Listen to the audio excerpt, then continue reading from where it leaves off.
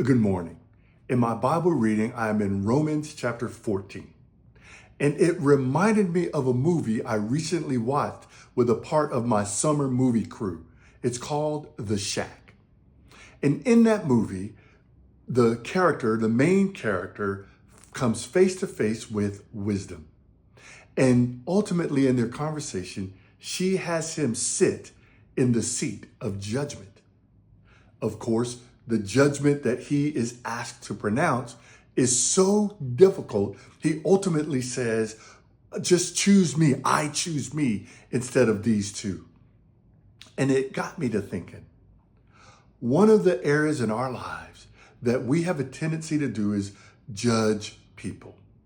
And watch this. I'm not trying to say if somebody tells you, hey, you need to check this about yourself. I'm not talking about that type of judgment. I'm talking about how could they do that? I don't do that. I think that is wrong. We have to be mindful of this. There are things in your life that God tells you, I want you to abstain from that. But that exact same thing in someone else's life, God may say, nope, that's fine.